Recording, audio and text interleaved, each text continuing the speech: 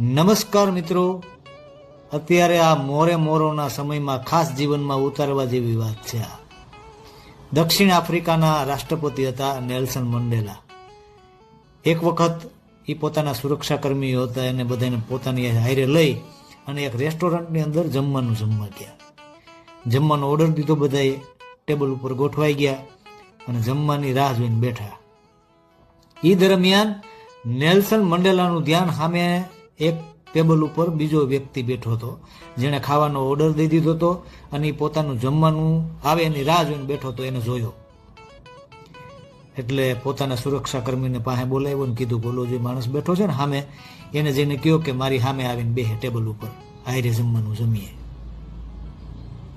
એનો માણસ ગયો અને એ વ્યક્તિ બેઠો હતો એને જઈને કીધું કે રાષ્ટ્રપતિ છે ને એ તમને એમની સામે બેહાડીને જમાડવા માગે છે, આવો. માણસ આવ્યો, બેઠો, જમવાનું આવી ગયું, જમવાનું શરૂ થઈ ગયું. જમતા જમતા એ માણસના હાથ ધ્રુજતા હતા, શરીર ધ્રુજતું હતું. જેમ તેમ કરીને એણે ખાવાનું પૂરું કર્યું.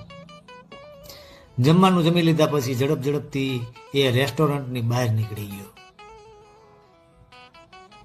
એટલે નેલ્સન મંડેલાની હારે જે એના સુરક્ષાકર્મી હતા ને એણે કીધું કે તમને એવું નથી લાગતું કે આ વ્યક્તિ હતો ને એ બીમાર હતો, એના હાથ ધ્રુજતા હતા, એનું શરીર ધ્રુજતું હતું, એ જમવાનું પણ હરખું જમી નહોતો શકતો, હેઠું પડતું જતું હતું. ત્યારે નેલ્સન મંડેલાએ કીધું કે ના ના એવું નથી, પણ એ વ્યક્તિ હું જે જેલની અંદર હતો ને એનો જેલર હતો, અને જે વખતે મને ખૂબ જ યાતના આપવામાં આવતી હતી, દુઃખ આપવામાં આવતું હતું, હું રાયડું પાડતો,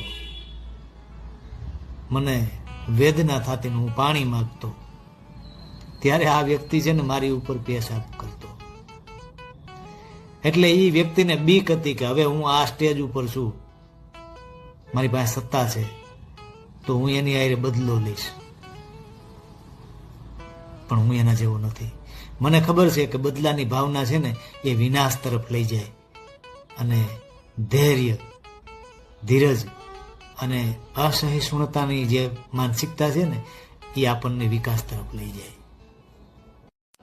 નમસ્કાર મિત્રો, અત્યારે આ મોરોના સમયમાં ખાસ જીવનમાં ઉતારવા જેવી વાત છે. આ